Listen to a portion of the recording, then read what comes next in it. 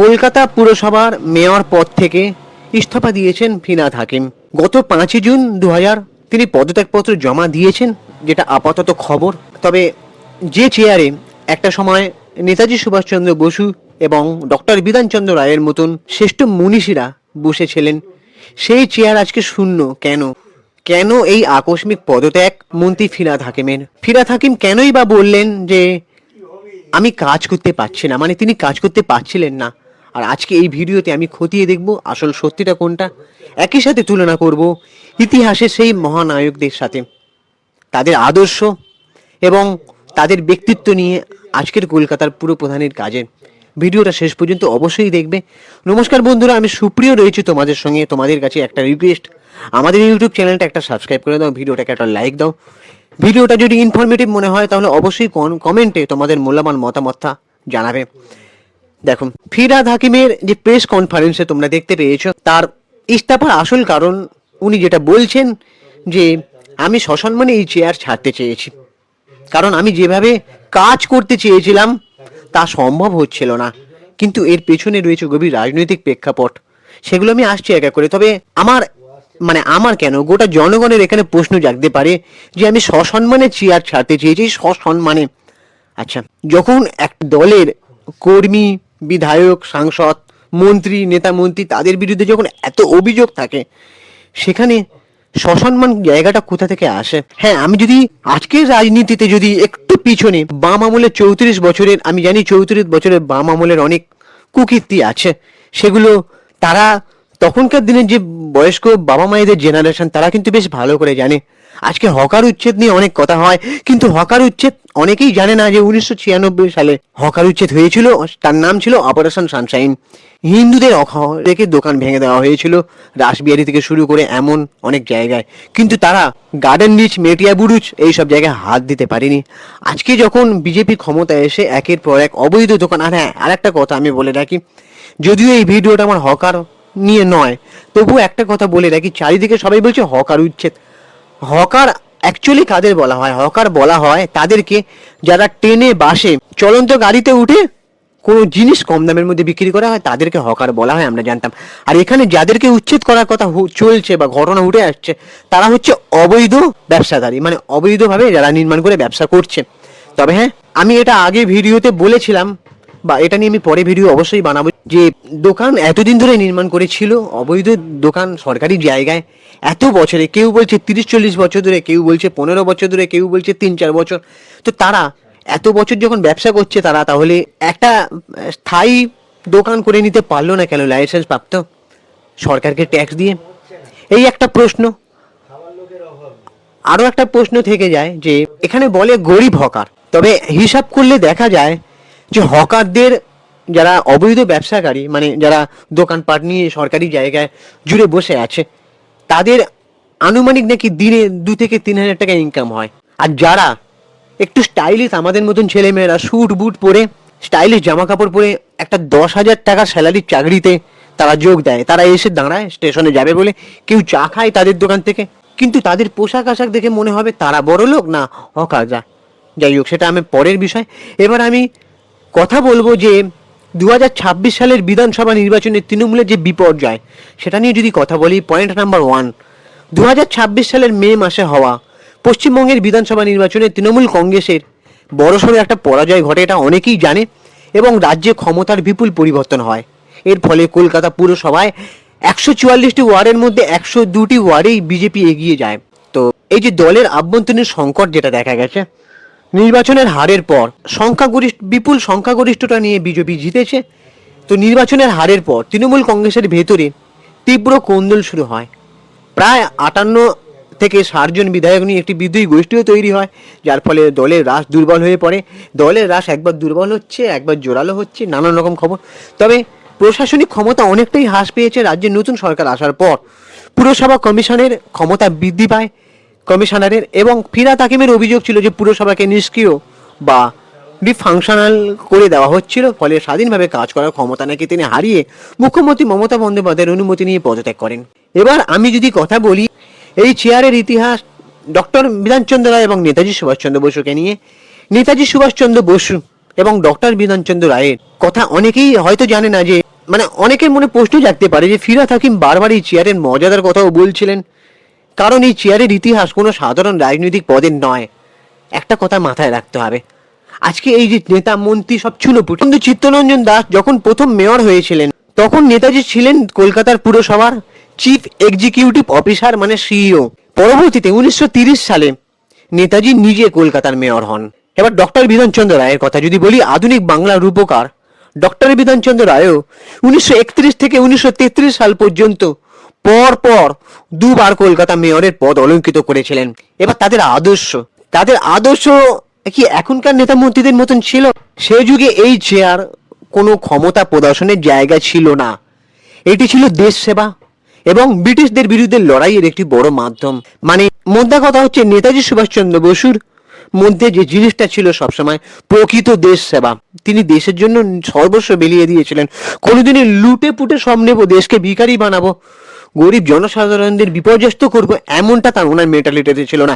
আর সেটা যদি করতেন তাহলে তিনি অনেক আগেই ব্রিটিশদের দেওয়া মোটা চাকরির অফার তিনি এক বাক্যে তিনি সেই অ্যাকসেপ্টটা করতেন। সেই চাকরিটা তিনি প্রচুর বড় লোক হতে পারতেন, প্রচুর সুযোগ সুবিধা পেতেন, কিন্তু তিনি ভেবেই নিয়েছিলেন যে না, আমি দেশ সেবা করব। তো এই যে নেতাজি সুভাষচন্দ্র বসু পুরসভাকে তখন যে ক্ষমতাটা পেয়েছিলেন, তিনি আমূল বদলে দিয়েছিলেন। তিনি সাধারণ মানুষদের জন্য কি করেছিলেন? বিনামূল্যে প্রাথমিক শিক্ষা, গরিবদের জন্য চিকিৎসা এবং কলকাতার রাস্তায় দেশীয় নাম দেওয়ার কাজ শুরু করেছিলেন। অন্যদিকে ডক্টর বিধানচন্দ্র রায় কলকাতার জনস্বাস্থ্য ও নাগরিক পরিকাঠামোকে একটি বিজ্ঞানসম্মত রূপ দিতে চেয়েছিলেন এবং তার আদর্শ ছিল নিঃস্বার্থ জনসেবা এবং সততা। তো এই হচ্ছে এই দুটো মানুষের অ্যাকচুয়ালি আদর্শগত রাজনীতি। এরা রাজনীতি মানে এটাই বুঝতেন যে প্রকৃত সেবা করতে হবে, মানুষের জনকল্যাণমূলক কাজ করতে হবে। শুধু প্রচার বা বিভ্রান্তিমূলক ঘটনা সৃষ্টি করা, ক্ষমতার চেয়ার দখল করে থাকা, তোমরা বারবার হয়তো অনেকে যারা এসব নিয়ে রিসার্চ করে, আমার মতন ঘাটাঘাটি করে, তারা ভালো করে জানে যে নেতাজি সুভাষচন্দ্র বসু কোনোদিন ক্ষমতার পদ আঁকড়ে থাকেননি। ওনার যখন মনে হয়েছে তিনি কংগ্রেস থেকে বেরিয়ে এসেছেন, ওনার যখন মনে হয়েছে তিনি বিভিন্ন জায়গা থেকে পদত্যাগ করে তিনি আজাদিন বাহিনীর একটা নতুন রূপ দিতে চেয়েছিলেন, তিনি বিভিন্ন দেশে মিটিং করতেন। কিভাবে দেশের উন্নতি, কিভাবে দেশের স্বাধীনতা এনে দেওয়া যায়। তোমরা ভালো করে অনেকে হয়তো জানো না যে দেশকে প্রকৃত স্বাধীনতা মানে ইংরেজদের যদি ভয় পাইয়ে দিতে হয়, সেটা একমাত্র নেতাজিকে দ্বারাই সম্ভব হয়েছিল। সেটা ব্রিটিশ প্রধানমন্ত্রী তখনকার দিনে ছিলেন ক্লেমন্ট এটলি, তিনি স্বীকার করেছিলেন এক বাক্যে যে হ্যাঁ, নেতাজির জন্য আমি দেশ ছেড়ে যাওয়ার চুক্তিতে স্বাক্ষর করছি। সেটা গান্ধীজির অহিংস আন্দোলনের জন্য নয়। যাই হোক, এবারে আসা যাক নিরপেক্ষ মূল্যায়ন। মানে আমি যদি এটা নিরপেক্ষ মূল্যায়ন করি, আমি তো কোনো রাজনীতির দলের হয়ে কথা বলি না, যেটা সত্যি সেটা নিয়ে আমি বলি। তবে 2018 সাল থেকে দীর্ঘ 7.5 বছর কলকাতার মেয়র হিসেবে ফিরহাদ হাকিম কতটা যোগ্য ছিলেন, তার কাজের খতিয়ানটা এবার একটু দেখে নেওয়া যাক। বড় সাফল্য কাজ সংকট মোকাবেলা। 2020 সালের কোভিড অতিমারি ও আমফান ঘূর্ণিঝড়ের মতো ভয়াবহ সংকটের সময় তিনি রাস্তায় নেমে পুরসভার কাজ তদারকি করেছেন, যেটা খবর সত্যি আমরা দেখছি। পানীয় জলের পরিকাঠামো, তার সময় কলকাতার 30টিরও বেশি semi underground booster pumping station তৈরি হয়, যা শহরের বহু এলাকায় পানীয় জলের সমস্যা মেটায়। কালীঘাট স্কাইওয়াক, কলকাতা মন্দিরের চারপাশে রূপান্তর স্কাইওয়াক নির্মাণ তার আমলের অন্যতম বড় প্রকল্প। এবার ব্যর্থতা নিয়ে যদি কথা বলি, গুরুতর অভিযোগ। দেখো, মানুষের যখন একটা মানে খারাপ কাজ যখন হয় দেখা যায় চোখের সামনে, তখন একটা মানুষের 10টা ভালো কাজ এক নিমেষে মলিন হয়ে যায়। কিন্তু এখানে এতটাই পাহাড় প্রমাণ দুর্নীতি বা পাহাড় প্রমাণ অভিযোগ, সেগুলো না ভালো কাজকে না একসাথ করে দিতে বেশিক্ষণ সময় লাগে না। তো এখানে ফিরহাদ হাকিম মেয়াদের সবচেয়ে বড় ব্যর্থতা হলো শহর জুড়ে বেআইনি বহুতলের রমনামা। ইয়েস, তোমাদের মনে আছে যে একটা বেশ কোন সালের কথা আমার ঠিক মনে পড়ছে না এখন, একটা বিল্ডিং উঠেছিল, ফ্ল্যাট বাড়ির বিল্ডিং। সেই বিল্ডিংটা কেমন ভাবে হেলে পড়েছিল মনে আছে? সেটা কার নির্দেশে হয়েছিল? সেই বিল্ডিং এর বেআইনি নির্মাণ কার আমলে হয়েছিল, কার নির্দেশে? ঠিক আছে, এগুলো নিয়ে বললে এখন অনেক কথা ঘটনা উঠে আসবে। তবে শহর জুড়ে যে বেআইনি বহুতলের রমনামা, গার্ডেন নিচে বহুতল ভেঙে পড়ার ঘটনা তার বড় প্রমাণ। অভিযোগ রয়েছে ভোটের ঠিক আগে তাড়াহুড়ো করে বেআইনি বিল্ডিং এর ছাড়পত্র দেওয়া হয়েছিল, এমনটাও কিন্তু অভিযোগ উঠে এসেছে। এটা আমি বলছি না, এগুলো বিভিন্ন মাধ্যমে উঠে আসা খবর। তো রাস্তাঘাটের বেহাল দশা নিয়ে যদি কথা বলি, বিগত কয়েক বছরে কলকাতার প্রধান রাস্তাগুলোর মধ্যে রক্ষণাবেক্ষণ অত্যন্ত খারাপ ছিল। কিছু কিছু জায়গায় ভালো ছিল, কিন্তু বেশ কিছু জায়গায় বেশিরভাগটাই খারাপ ছিল, যার ফলে শহরবাসীকে ভাঙা ও অসম রাস্তায় যাতায়াত করতে হয়েছে। জল জমার অভিযোগও আছে, সেগুলো নিয়ে আর নাইবা নতুন করে বললাম। এবার বর্জ্য ব্যবস্থাপনা ও প্লাস্টিক, বাড়ি বাড়ি গিয়ে বর্জ্য পৃথকীকরণ এবং নিষিদ্ধ প্লাস্টিক বর্জন করার বন্ধন করার ক্ষেত্রে পুরো বোর্ড সম্পূর্ণ সফল হতে পারেনি। তো এই যে যদি আমরা ইতিহাসের এই সব দিকপালদের সঙ্গে নেতাজি, তারপরে ডক্টর বিধানচন্দ্র রায়, এনাদের সঙ্গে যদি ফিরহাদ হাকিমের তুলনা করি, তবে আকাশ পাতাল তফাৎ। নেতাজি ও বিধানচন্দ্র রায় পুরসভাকে ব্যবহার করেছে জাতি গঠনের সোপান হিসেবে এবং প্রকৃত দেশ সেবার মাধ্যমে। সেখানে কোনো দুর্নীতির স্থান ছিলই না বলতে গেলে। অন্যদিকে ফিরহাদ হাকিমের আমল ভালো প্রশাসনিক কাজের জন্য যতটা মনে রাখা হবে, ততটাই মনে রাখা হবে বেআইনি সিন্ডিকেট রাজ ও দুর্নীতির অভিযোগের জন্য। তবে হ্যাঁ, ফিরহাদ হাকিমও স্বীকার করেছেন যে মহাপুরুষদের যোগ্য উত্তরসূরি হওয়া তার পক্ষে সম্ভব নয়। সেটা আমার মনে হয় না কোনো প্রজন্ম আর এইসব মানুষদের যোগ্য উত্তরসূরি হতে পারবে, সেটা যে কোনো দল। তো আজ ফিরহাদ হাকিমের পদত্যাগ, এরপর কলকাতা পুরসভা আমলা অ্যাডমিনিস্ট্রেশনের নিয়ন্ত্রণে চলে যাচ্ছে।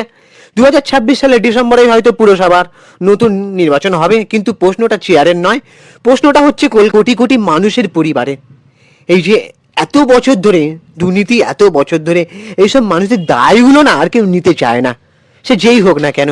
তবে এই যে এতগুলো জেনারেশনের জীবন নষ্ট হওয়ার এর দায় নিতে না চাইলেও একটা জিনিস মাথায় রাখতে হবে, যে পাপ কখনো বাপকে ছাড়ে না।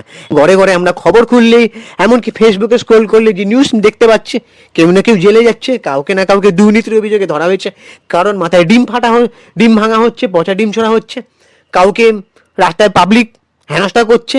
বিভিন্ন দলের বিভিন্ন ওইসব নেতা মন্ত্রীদের যারা দুর্নীতি জুচ্চুরি করে এসেছে। তো এই যে এতটা রেকর্ড প্রমাণ, যাই হোক, সেটা নিয়ে আমার কিছু বলার নেই। এবার আপনাদের কি মনে হচ্ছে যে ফিরহাদ হাকিমের এই ইস্তফা কি কলকাতার জন্য ভালো হলো, নাকি পরিস্থিতির শিকার তিনি হলেন, কোনটা? তোমাদের কাছে কি মনে হচ্ছে কমেন্ট সেকশনে আপনাদের মূল্যবান মতামতটা অবশ্যই দিও। ভিডিওটা ভালো লাগলে লাইক করো, শেয়ার করো, এবং এই ধরনের সমস্ত তথ্যভিত্তিক বিশ্লেষণের জন্য, অ্যানালিসিসের জন্য আমাদের চ্যানেলটাকে অবশ্যই সাবস্ক্রাইব করে পাশে থাকো। আর হ্যাঁ, আমি ইনস্টাগ্রামে রয়েছি সুপ্রিয় পৌশালী সিনেমিডিয়া, ওখানে গিয়ে ফলো করে দাও। চলো টাটা, দেখা হচ্ছে পরের ভিডিওতে। জয় হিন্দ, বন্দে মাতরম, জয় ভারত মাতা কি জয়।